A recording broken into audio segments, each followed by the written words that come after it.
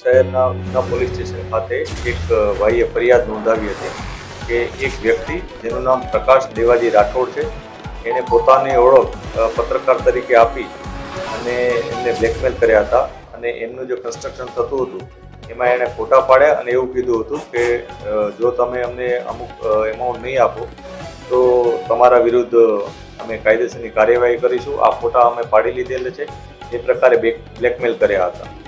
એ બાબતને લઈ પોલીસે ગુનો નોંધી આ પ્રકાશ રાઠોડની ધરપકડ કરી હતી. આ પ્રકાશ રાઠોડની ધરપકડ બાદ જ્યારે ઇન્વેસ્ટિગેશન કરવામાં આવ્યું ત્યારે એની સાથે જોડાયેલા અન્ય ઘણા બધા લોકો પોલીસના ચોપડે સામે આવ્યા હતા, જેમાં 10 જેટલા પત્રકારો પોતાને પત્રકાર તરીકે ઓળખાવી પોતાના પાસે પત્રકારના આઈ કાર્ડ હતા, એ પ્રકારના 10 જેટલા લોકો પોલીસની ગિરફ્તમાં આવ્યા છે. આ 10 લોકોમાં એકનું નામ ધર્મેશ રમેશભાઈ વાઘેલા, જે સિટી લાઇન ન્યૂઝમાં પત્રકાર છે, એ પોતે હોમગાર્ડ પણ છે. એટલે પોલીસ અત્યારે એની પણ તપાસ કરી રહેલ છે કે અત્યારે એને હોમગાર્ડ તરીકેની શું ડ્યુટી હતી અને એને કયા પ્રકારે અન્ય લોકોને આવી રીતના હેરાન કર્યા છે. આ ઉપરાંત જિગીશ રણછોડભાઈ સોસા, જે સુરત આધાર ન્યૂઝ, ભરત ગોવિંદભાઈ વિરાડે, જે ગુજરાત રિયલ ન્યૂઝ, આના વિરુદ્ધ ચોક બજાર પોલીસ સ્ટેશન ખાતે પણ આ જ પ્રકારનો ખંડણીનો 2 ગુના નોંધાયેલ છે. ત્યારબાદ સતીશ હર્ષુભાઈ કુંભાળે કરીને એક વ્યક્તિ છે, એ પોતે મા આશાપુરા ન્યૂઝ કરીને જે છે એમાં સંકળાયેલ છે. આ ઉપરાંત પોતે પત્રકાર એકતા પરિષદ અને એના પ્રમુખ હોવાનું જણાવે છે. એટલે આ જે એસોસિએશન છે એના પ્રમુખ તરીકે પણ આ ભાઈ સતીશ કુંભાળે રહે છે. આ ઉપરાંત નરેશ રવજીભાઈ પરમાર, જે ગુજરાત ભૂમિ ન્યૂઝ, આ ઉપરાંત હિન્દ ન્યૂઝ, હિન્દ ટીવી અને અર્બન મેટ્રો, આ 4 જે ચેનલ્સ અને જે પણ એના જે ન્યૂઝ પોર્ટલ્સ અથવા છે એનામાં પોતે જોડાયેલા છે. આ ઉપરાંત હિતેશ અરવિંદભાઈ રાઠોડ, રિયલ ગુજરાત ન્યૂઝ કરીને છે, એની સાથે જોડાયેલા છે.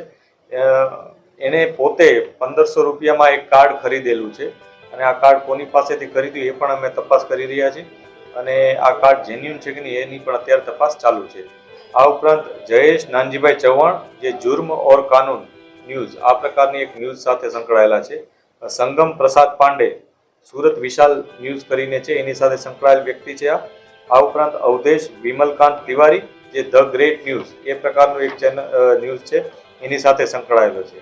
આ જે અવધેશ છે એના વિરુદ્ધ અગાઉ પણ 4 ગુના આ જ પ્રકારના દાખલ થયેલા છે, જેમાં ઉધના અને પાંડેસરામાં પણ આ પ્રકારના ખંડણીના ગુનાઓ છે, જેમાં એણે લોકોને બ્લેકમેલ કર્યા હોય, પોતે પત્રકાર હોવાની આઈડેન્ટિટી આપી અને લોકોને બ્લેકમેલ કરે છે, પોતાની ધાક બેસાડે છે અને એમના સાથે અપશબ્દ બોલી અને ગેરવ્યવહાર પણ કરે છે.